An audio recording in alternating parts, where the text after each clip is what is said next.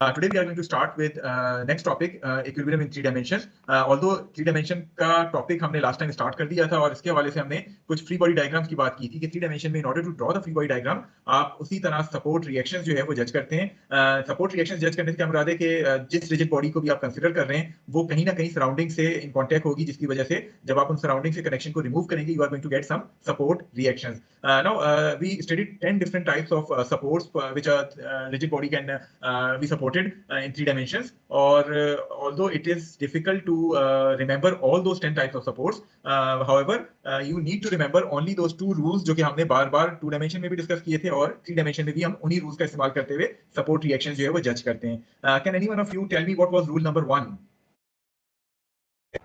अगर कहीं translation restrict होगी तो वहाँ फोर्स ऐड होगी. ठीक है, तो रूल नंबर 1 रिस्ट्रिक्ट होगी वहाँ कपल मूवमेंट्स.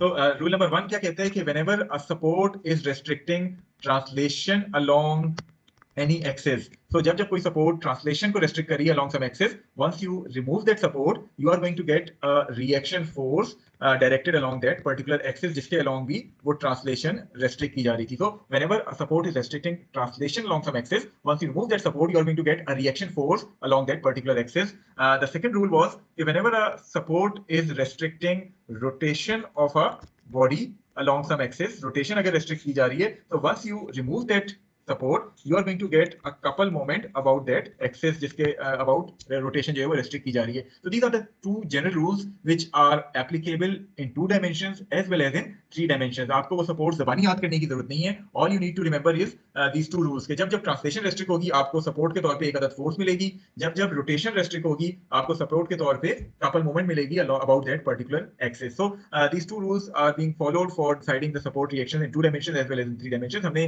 last lecture में थोड़ा सा सपोर्ट रिएक्शंस के हवाले से बात की थी. 10 डिफरेंट तरह के हमने सपोर्ट रिएक्शन देखे थे थ्री डायमेंशन में, और आज जो है वो हम थोड़ा सा इक्वेशंस ऑफ इक्विलिब्रियम की बात करेंगे कि क्या कंडीशन या क्या इक्वेशंस हैं थ्री डायमेंशन में इक्विलिब्रियम के लिए, and then we will solve some examples and problems relevant to this topic. And again a small question from you, what were the conditions for equilibrium in two dimensions? क्या equations हम इस्तेमाल करते थे equilibrium के लिए two dimensions में?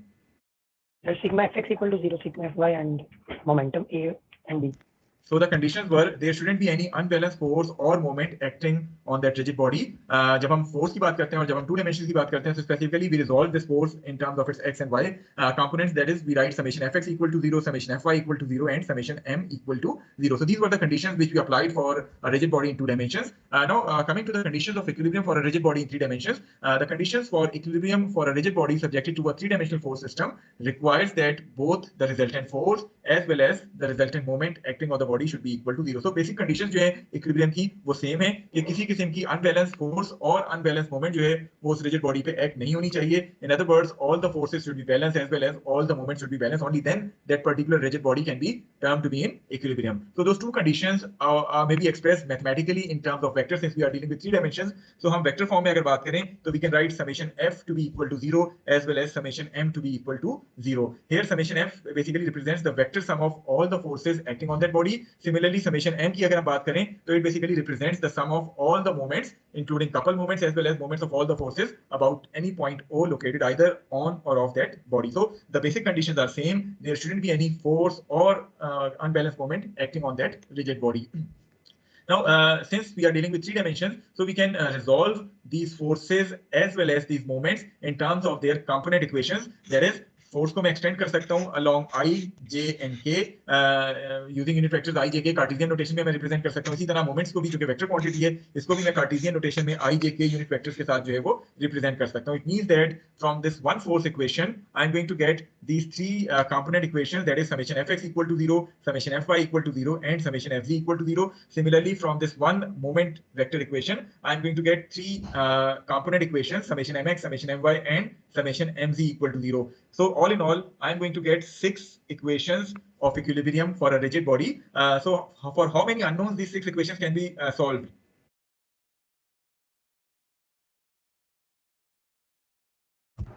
Sir, 6 unknown. So आपने अपने सिस्टम में कोशिश करनी है कि आपके पास जो 6 इक्वेशंस हैं, आपके पास अननोन्स भी 6 या उससे कम होने चाहिए, only then that particular system of equations can be solved uniquely.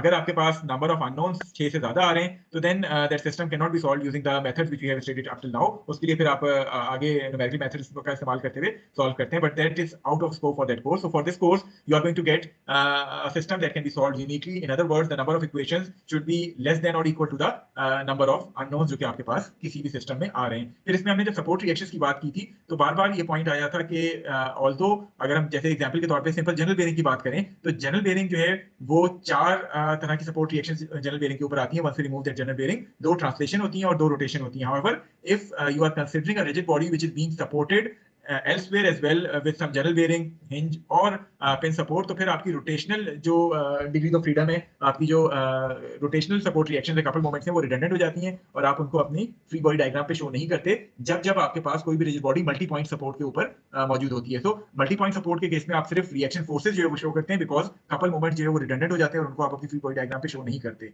I hope कि that point was clear to all of you जब हम लास्ट लेक्चर डिस्कस कर रहे थे। ऑल्दो लास्ट लेक्चर में अगर आपको याद हो हमने फ्री बॉडी डायग्राम की हद तक तो कुछ चीजें सॉल्व की थी, लेकिन हमने कंडीशंस ऑफ इक्विलिब्रियम अप्लाई नहीं की थी 3 डायमेंशंस में।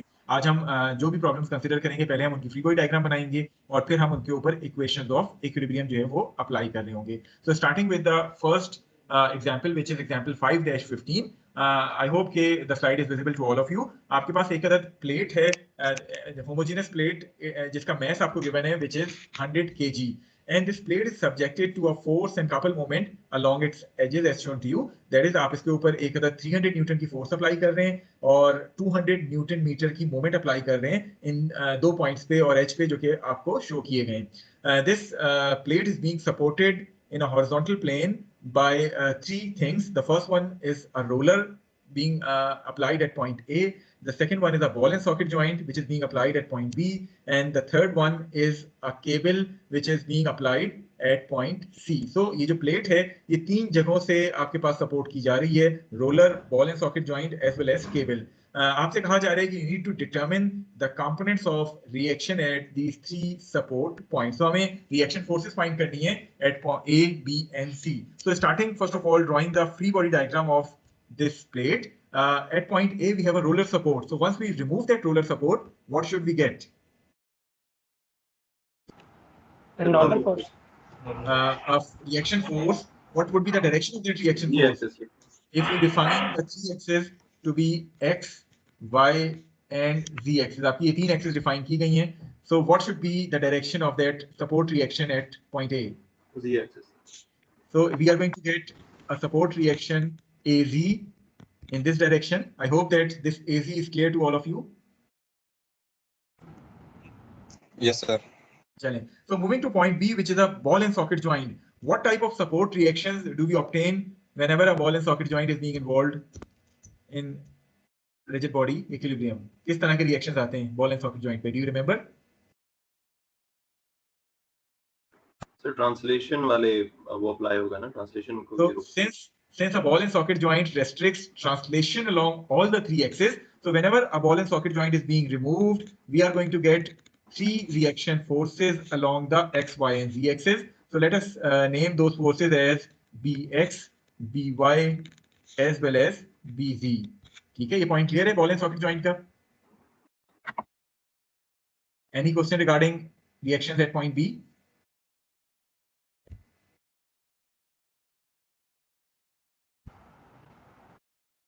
Okay. No, sir. What about point C? What type of reaction do we get at point C? The tension force you. Tension force आ जाएगी. So let us rename that force as the tension in this cable and rename it as TC. Okay. So is our free body diagram now complete? Ji sir. Just a small thing. We need to show these applied forces and moments on our free body diagram as well. So आपके पास applied force है 300 newton की, आपके पास moment है 200 Newton metre का.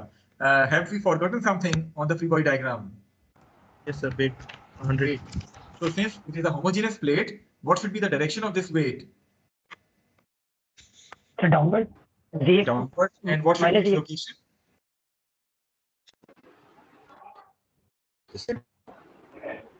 Center What should be the possibly location? like the center of the The center of this plate or the center of area So we are going to draw the weight W acting at the center of this plate. I hope that this point is also clear to all of you. जी sir. चलिए axes मैं दोबारा इसी के ऊपर show कर लेता हूँ.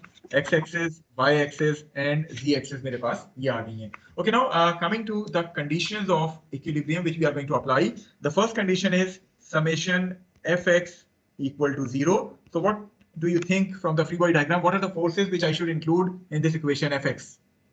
Bx. There is only one force as per our free body diagram, which is Bx acting along the x-axis. So we can directly write Bx to be equal to 0, isn't it? जी sir.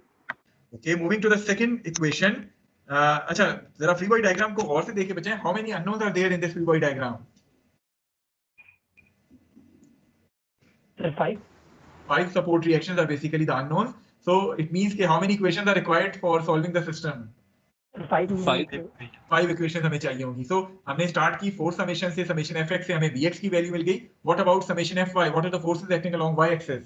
Sir, bz, az and tc. Y axis. Sir, by. और कोई force जो y axis के along act हो? नहीं. So it means that दो unknowns तो आपके पास 0 आ गए. bx भी 0 है, आपके पास by भी जो है वो 0 आ गए. Okay, coming to the third equation, which is the summation of forces along the z direction, summation fz equal to 0. The forces which are acting along z axis, the first one is az, BZ and negative 300. the second one is bz. ये तो आपके support reaction आ गए. इसके अलावा the TC tension tension. force. तो ये तीन तो आपकी सपोर्ट रिएक्शंस आ गए. नॉन फोर्सेस कौन कौन सी हैं z डायरेक्शन में? Sir, minus 300 and minus weight. 100 into Minus 9.8. 300 and minus weight. What should be the value of weight? 98.1. 100 kg into 9.81. 981. 981. ठीक है. Let me call it as equation number 1. I hope कि summation fz clear है सबको. जी sir. चलें, now coming to the crucial part, force summation तो आप चूंकि पहले चैप्टर से कर रहे हैं वो कोई इशू नहीं है. Let us now move on to the moment summation. So starting with summing the moments about the x-axis, summation mx equal to 0. Okay, starting with az. Would az create some moment about x-axis? Yes sir. Okay. What is the moment arm of az from x-axis? Sir, 2 meter. थोड़ा सा free body diagram और से देखें. Isn't it कि az is passing from x-axis? No. Yes, az is not. Sir depend करता है लेकिन अपने आप काम पे मतलब समझ रहे ये देखिए मैंने तो आपको x-axis शो किया हुआ है जो कि ब्लैक से ड्रॉ हुई हुई ऑलरेडी x y z. हैं. अच्छा जी सर. तो जी सर az तो x-axis से पास हो रहा है ना. बिल्कुल सर. तो क्या ये मोमेंट क्रिएट करेगा? नहीं सर फिर नहीं करेगा. No. नहीं sir. So since az is passing from the x-axis, so it would not create any moment because the moment arm in this case is going to be 0. Okay, so az would not create any moment about x-axis. Moving forward, what about bx? Would it create any moment about x-axis? No sir. Reason? It is percentage. जी reason क्या है? Sir reason reason of the passing through line of x. नहीं bx की बात कर रहा हूं मैं. Is bx passing through x-axis? Sir एक क्वेश्चन था. जी पूछिए. हाँ सर, हमने एक्स वाई जी एक्सिस इस पॉइंट पे क्यों ले रहे हैं सर? हमने सी पॉइंट पे क्यों नहीं लिए? देखिए हमारी अपनी चॉइस है, हम जहां लेना चाहें हम ले सकते हैं. मैंने तो उस प्लेट के एक कॉर्नर को ओरिजिन बना लिया है, उससे मैं एक्स वाई और जी एक्सिस जो है वो ओरिजिनेट कर रहा हूं. ये नहीं सर, हम चेंज कर सकते हैं राइट? अब आपकी अपनी चॉइस है, आप जहां चेंज करना चाहे कर सकते हैं. मैंने अपनी एनालिसिस के लिए इस पॉइंट को ओरिजिन कंसीडर किया है जो येलो से शो किया है. Okay right sir, right. Okay चलें, bx x एक्सिस के अबाउट मूवमेंट बनाएगा कि नहीं ये बताएं. सर फिर इस हिसाब से तो बनाएगा. बनाएगा. क्या bx पैरेलल नहीं है x एक्सिस के? Right sir, right. मूवमेंट होता क्या है जो टर्निंग इफेक्ट बनाए. तो अगर कोई फोर्स पैरेलल है x एक्सिस के तो क्या वो कोई टर्निंग इफेक्ट प्रोड्यूस करेगी? No sir. नो. सो आपने az के भी मोमेंट डिस्कस कर लिया, वो जीरो मोमेंट बनाएगा. bx भी जीरो मोमेंट बनाएगा. What about by? Would it create moment about x axis?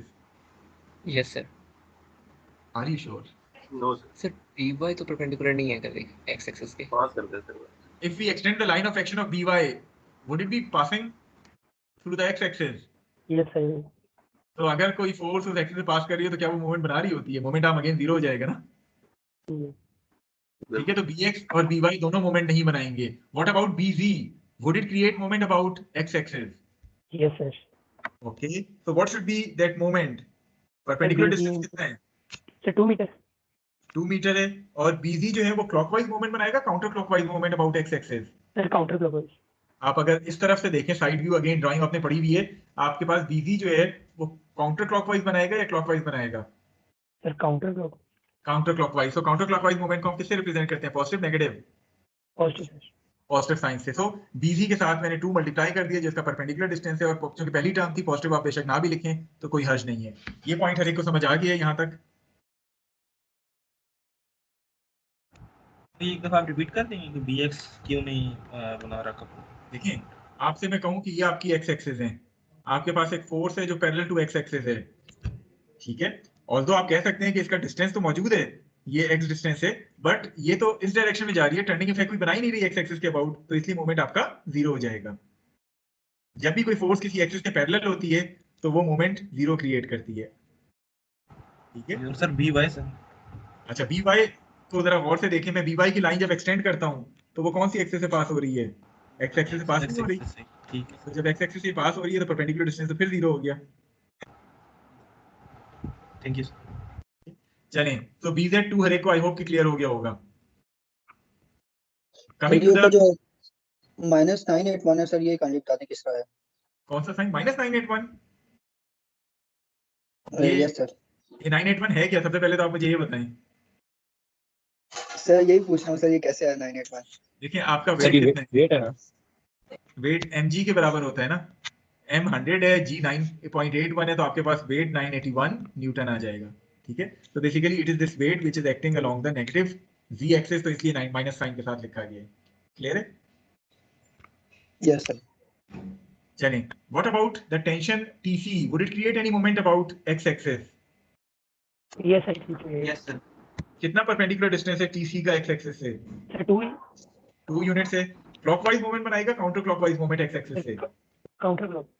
Counter clockwise. तो इसको भी मैंने पॉजिटिव साइन के साथ लिख दिया. What about this 300 newton force? Would it create any moment about x axis? Yes, sir.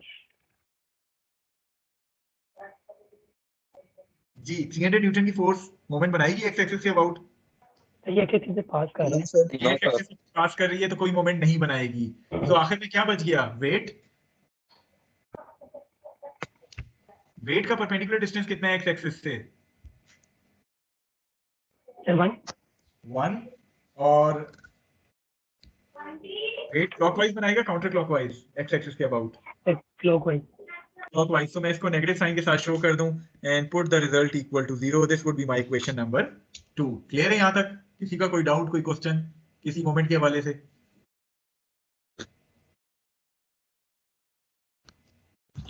Sir ये 1 कैसे आया वेट का? देखिए, वेट का ये आपके पास x एक्सिस जा रही है, वेट और x एक्सिस के दरमियान ये डिस्टेंस टोटल 2 है, तो होमोजेनियस प्लेट है तो हाफ डिस्टेंस पे ये वेट एक्ट करेगा ना. Okay sir. Okay, now moving to the final equation, which is summation my equal to 0. What are the forces which are creating moment about the y-axis? Would AZ create moment about y-axis? Yes sir. Yes. Okay, perpendicular distance AZ का y-axis से कितना है? 3. 3. और AZ y-axis के about clockwise moment बना रहा है या counter clockwise? इस डायरेक्शन से आप अगर देखेंगे क्लॉकवाइज. clockwise moment बना रहे हैं, तो पॉजिटिव होगा, नेगेटिव होगा? नेगेटिव. नेगेटिव आ गया. Negative sir. ठीक है? इसी तरह अगर मैं bx की बात करूं, तो क्या bx मोमेंट बनाएगा y एक्सिस के अबाउट? ये पास कर देगा y एक्सिस. क्योंकि ये y एक्सिस पास कर रहे हैं तो मोमेंट नहीं बनाएगा. What about by? No, sir. Parallel. Parallel. It is parallel to the y axis, so it would not create any moment. So what about bz? 3. Yes. Yes sir बनाएगा. बनाएगा. Perpendicular distance 3 होगा और clockwise, counter clockwise? Clockwise. Sir clockwise. Clockwise. Negative. Clockwise. तो negative sign मैंने लिख लिया. Coming to this force tc, would it create any moment about y axis? No, sir. No, sir. Because it is passing through the y axis. What about this 300 Newton force? Would it create any moment about y axis? Yes. Yes, sir. Yes, sir. अच्छा, कितना perpendicular distance होगा इसका? 1.5. 1.5. 1.5 clockwise movement, counter clockwise movement. Counter clock Counter. Counter clockwise counter clockwise तो positive आ गया. Remaining क्या रह गया? वेट. Weight sir. तो वेट कितना डिस्टेंस पे एक्ट करेगा? सर 1.5 है. 1.5 from y axis. Clockwise, counter clockwise? Counter clockwise. counter clockwise. So this is equal to 0 and let me call it as equation number 3. So total हमारे पास 5 unknowns थे. Already इन 2 equations से 2 unknowns मिल गए. So remaining 3 unknowns, 3 equations है आपके पास, 3 unknowns हैं. Can you solve it now? जी sir. Yes, sir. So equation 1, 2 and 3 can be simultaneously solved in order to find out the value of AZ, BZ and TC. So this is the solution. Once you solve it, these are going to be the values of the support reactions AZ, BZ and TC. Now what does this negative sign represents? Sir, our supposition was wrong. G, that our supposition regarding BZ was wrong. Rather BZ is acting opposite to our assumed direction. I hope के कोई चीज, कोई query आपकी जी पूछें. Yes sir, यहाँ पे question है कि अगर हमारी वैल्यू नेगेटिव आ जाती है तो हमें पता चल जाता है कि उसकी डायरेक्शन को चेंज करना है. लेकिन अगर उस वैल्यू को मतलब बीजी की वैल्यू किसी और इक्वेशन में डालना है तो वहाँ पे नेगेटिव वैल्यू डालेंगे. नहीं, वहाँ पे हम अपनी फ्री बॉडी डायग्राम के हिसाब से जो इक्वेशन लिखी है उसके हिसाब से हाँ नेगेटिव वैल्यू डालेंगे. क्योंकि आपने जो इक्वेशन लिखी है वो तो फ्री बॉडी डायग्राम के हिसाब से लिखी है ना, जिसमें आपने बीजी पॉजिटिव अज्यूम किया हुआ है. तो इसके हिसाब से आपको जो वैल्यू डालनी होगी तो वो नेगेटिव वैल्यू डालेंगे अगर कहीं बीजी की वैल्यू डालनी है. ठीक. अगर उसका जवाब माइनस आ गया, हमें पता लग गया कि हमने उसकी जो सपोजिशन की है वो सही नहीं की, तो हम दूसरी इक्वेशन में फिर हमको डाल के दोबारा उसमें ये सपोजिशन करेंगे कि ये भी गलत है, इसकी निस्बत सही. जस्ट वेट, हमने ये जो फ्री बॉडी डायग्राम बनाई है ना, अब हम इसको चेंज नहीं करेंगे. ठीक है, एक तरीका तो ये था बीजी की वैल्यू हम फिर बीजी की वैल्यू को उल्टा बना के फिर सारी इक्वेशंस लिखें. ठीक है, वो हम नहीं करेंगे. हम सिर्फ ये कहेंगे कि बीजी की जो वैल्यू नेगेटिव आई है इसका मतलब क्या है कि हमारा अज्यूम डायरेक्शन बीजी का करेक्ट नहीं था और उसको हम रिवर्स सिर्फ लिख देंगे. दोबारा फ्री बॉडी डायग्राम या इक्वेशन जो है वो रीराइट नहीं करेंगे. सर अगर हमने नेगेटिव साइन लिख लिया है तो सर ये एक्सप्लेनेशन या रीड्राइंग की फिर से जरूरत पड़ती नहीं है मेरे ख्याल. ऑल्दो आप ये ना भी लिखें तब भी कोई इशू नहीं है. नेगेटिव साइन इंडिकेट ही यही चीज कर रहा है, लेकिन अगर लिख दें तो कोई हर्ज नहीं है. चलिए, so let us move to difficult problem. अभी तो हमने बहुत आसान प्रॉब्लम से स्टार्ट किया था, तो थोड़ा सा मुश्किल प्रॉब्लम करते हैं, उसके बाद ब्रेक कर लेंगे और ब्रेक के बाद हम एक्सरसाइज के कुछ प्रॉब्लम जो है वो सॉल्व करेंगे. आपको एक फिगर नजर आ रही है, फिगर एग्जांपल 5-16 की, जिसमें एक रिजिड बॉडी है which is being supported at 3 points. At point A it is being supported by a ball and socket joint. At point B, it is being supported by a channel bearing, whereas at point C, this rigid body is being supported by a roller. You need to determine the components of support reactions at point A, B, and C in order to keep this body to be in equilibrium. I hope कि ये figure हर एक को clear है. Axis already defined हुई है. At point A, we have a ball and socket joint. So, what type of support reactions we are going to get at point A? Sir XYZ तीनों axis. तीनों axis के अलावा हमें translation restrict होने की वजह से फोर्स कंपोनेंट जो है वो मिल जाएंगे. So I am going to write it as AX, AY and AZ. Okay, moving to point C first of all. B की बाद में बात करेंगे. पॉइंट C जो है उसके ऊपर क्या लगा हुआ है? रोलर से. Roller. So what's we get when we remove this roller? Normal force. और इन अदर वर्ड्स हमारे पास जो फोर्स आनी चाहिए वो किस डायरेक्शन में आनी चाहिए? Positive Z axis. Positive Z axis. तो CZ के तौर पे हमने इस फोर्स को शो कर लिए. Okay, now coming two point B which is being supported by a general bearing. So on what axis this bearing is being mounted? Sir, Y axis. Y axis. So what type of support reactions we are going to get if this bearing is being mounted on along the Y axis? Sir, X axis पे, Z axis पे और sir ये moment का confirm moment. Okay, तो सबसे पहले अगर हम ट्रांसलेशन की बात करें तो ट्रांसलेशन रेस्ट्रिक्ट होने की वजह से हमें यहाँ BX मिल जाएगा और साथ साथ हमें यहाँ BZ मिल जाएगा. यहाँ तक तो क्लियर है रेक को? Yes sir. सर तो अननोन ही 6 हो गए तो हम फिर मोमेंट्स नहीं करेंगे काउंट. देखिए, टोटल 6 अननोन तो आपके हो गए हैं. अब आपको वो पॉइंट याद है जो हमने बार-बार पिछली दफा डिस्कस किया था कि whenever rigid body is being supported at multi points by bearings, hinges, ball and socket joint, rollers or pin joints, then the moments are not on the free body diagram because they become redundant. चलिए मैं आपको एक छोटी सी example देता हूँ. अब ball and socket joint भी लगा हुआ है और B पे जनरल बेयरिंग भी लगा हुआ है. क्या ये रिजिड बॉडी जो है वो एक्स एक्सिस के अबाउट इन दोनों सपोर्ट की वजह से रोटेट कर सकती है? No sir. क्या ये वाई एक्सिस के अबाउट रोटेट कर सकती है because of a roller at C? No sir. क्या ये z एक्सिस के अबाउट रोटेट कर सकती है a और b की सपोर्ट होने की वजह से? No sir. तो ऑलरेडी ये आपकी जो ट्रांसलेशन आपने रेस्ट्रिक्ट की है, इनसे रोटेशन ऑटोमेटिकली रेस्ट्रिक्ट हो गई है। अगर आप bx और bz के साथ मूवमेंट भी शो करेंगे तो वो एक तरह से रिडंडेंट होगी, जो कि आपके नंबर ऑफ अननोन्स 8 बना देगी। 6 इक्वेशंस 8 अननोन्स आपका सिस्टम जो है वो सॉल्व नहीं किया जा सकेगा। तो यही आपको समझाने की कोशिश की जा रही है कि whenever rigid body is being supported at multi points by ball and socket joint, roller joint, general bearings और पिन जॉइंट्स और हिंजेस, आपके पास फिर कपल मोमेंट्स जो है वो रिडंडेंट हो जाते हैं, जिनको आप फ्री बॉडी डायग्राम पे शो नहीं करते हैं। Is this point clear to all of you? जी सर, मगर क्वेश्चन में ये भी होना नहीं चाहिए वो अलाइनमेंट का के देखिए वो लिखा है या नहीं लिखा, अगर मल्टी पॉइंट आप सपोर्ट कर देते हैं तो you don't need to include couple moments. कि सर वैसे कुछ अगर आप जो भी मल्टी जॉइंट होगा सर, कुछ केसेस में तो रोटेशन होगी ना, मोमेंट तो परमिसिबल होगी सर। मसलन फॉर इंस्टेंस एक लाइन में तीनों लगे हुए, देखिए वो तो डिफरेंट है ना। यहाँ आपकी एक लाइन में नहीं लगे हुए, यहाँ मैं वैसे पॉइंट्स बोल रहा हूँ सर आपको। हाँ, अगर तो तीनों जनरल बेरिंग आपने एक ही लाइन में लगा दिए, फिर तो वो एक लगाएं या 3 लगाएं कोई खास फर्क नहीं पड़ेगा, बिकॉज वो सेम एक्सेस को रेस्ट्रिक्ट कर रहे होंगे। ठीक है, तो उस सूरत में आप कर सकते हैं।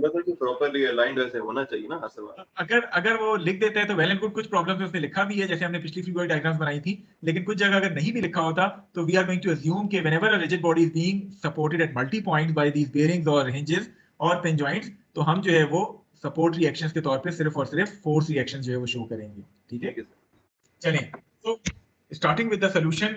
इसके ऊपर और कुछ भी आना चाहिए फ्री बॉडी डायग्राम पे। एक तो आपकी अप्लाइड फोर्स आ जाएगी 900 न्यूटन की। ठीक है, okay, starting with summation fx equal to 0, what are the support reactions or forces acting along x-axis from the figure? ax and bx. Ax and bx, so I'm going to write ax plus bx should be equal to 0. Let me call it as equation number 1. Okay, moving forward, summation fy equal to 0. From the free body diagram, can you identify any force acting along the y-axis? Ay. So I can directly write this ay to be equal to 0. ठीक है, equation 2 का नाम दें या ना दें कोई फर्क नहीं पड़ेगा। Moving forward, what about summation fz? az, bz, cz and 900. az, bz, cz plus or minus 900 rather.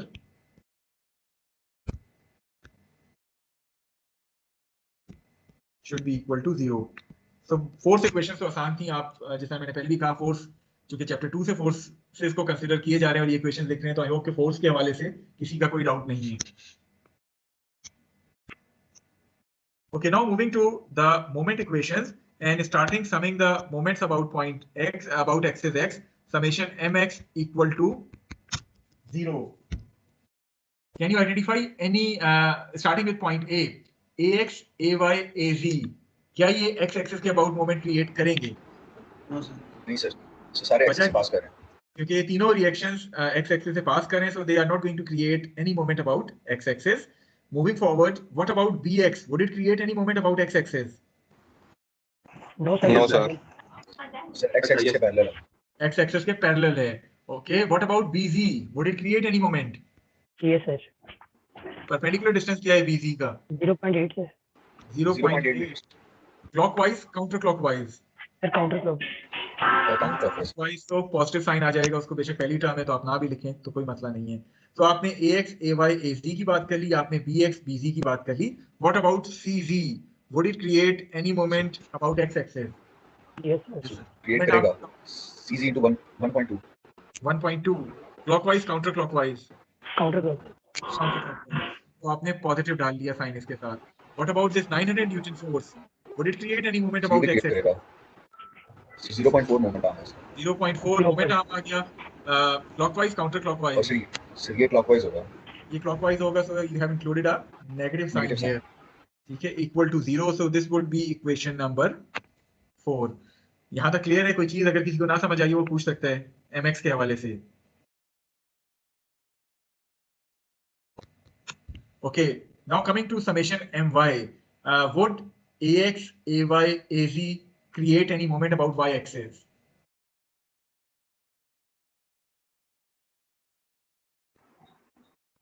No sir. Because all three of them are passing through y axis, so moment नहीं आएगी। What about bx and bz? No, sir. They both are also passing through the y-axis, so they would not create any moment about y-axis. What about CZ? Would it create any Yes, sir. moment about y-axis? Yes, sir. What is the perpendicular distance? 0.6. 0.6. Counterclockwise or clockwise? Sir, counterclockwise. Counterclockwise. So I'm going to include it with a positive sign. Now coming to the last force, which is this 900 Newton force, would it create any moment about y-axis? Yes, sir. 0.4. 0.4 इसका perpendicular distance आ जाएगा. Direction क्या होगा? Clockwise, counterclockwise? Clockwise. So I am going to include it. और ये मेरे पास equation number 5 हो जाएगी. Clear है यहाँ तक? किसी को कोई doubt mx या my के हवाले से? Okay, so moving forward, क्योंकि 6 unknown थे, we need to have the sixth equation as well. Summation mz equal to 0. What are the forces which would create moment about z axis starting with ax, ay, az? क्या ax, ay, az कोई moment बनाएंगे z axis के about? No, sir. Because all three of them are passing through the z axis. Okay. What about bz? Would it create any moment? Parallel to the Parallel है तो नहीं बनाएगी. What about bx? Yes. बनाएगी. Yes, बनाएगी. Perpendicular distance कितना है z axis से bx का? 0.8. 0.8. Clockwise, counterclockwise? Sir, clockwise. Clockwise. किस तरह आपने जज किया? कौन सा व्यू देखेंगे आप? Sir, top view. Top view से देखेंगे. तो टॉप व्यू से अगर हम देखें तो bx जो है वो z एक्सिस के अबाउट क्लॉकवाइज डायरेक्शन में मोमेंट बना रहे हैं. Okay, what about this 900 newton force? Would it create any moment about z axis? No, sir. Reason? Anti parallel. Parallel यानी पैरेलल है z एक्सिस के. What about cz? No, sir. No, it means के और कोई force moment नहीं बनाएगी. तो ये मेरे पास इक्वेशन नंबर 6 आ जाएगी. अब सॉल्व कैसे करेंगे? इक्वेशन 2 से आपको ay की वैल्यू मिल गई. इक्वेशन 6 से आपको bx की वैल्यू मिल जाएगी जो कि 0 होगी. दो अननोन्स मिल गए. मजीद कैसे सॉल्व करेंगे? सर bx 0 है तो ax भी 0 होगा. ये bx 0 है तो ax भी 0 होगा. तो यहाँ से आपने ax को भी 0 कर लिया. इक्वेशन नंबर 5 से आपको cz की वैल्यू मिल जाएगी. तो 4 अननोन्स मिल गए, 2 रह गए. आराम से आप इक्वेशन 4 और 3 से भी इक्वेशन 4 से आपको bz की वैल्यू मिल जाएगी. जब bz और cz मिल गए तो इक्वेशन 3 से आपको az की वैल्यू मिल जाएगी. So these values are flashed here as shown to you. I hope it is clear to all of you.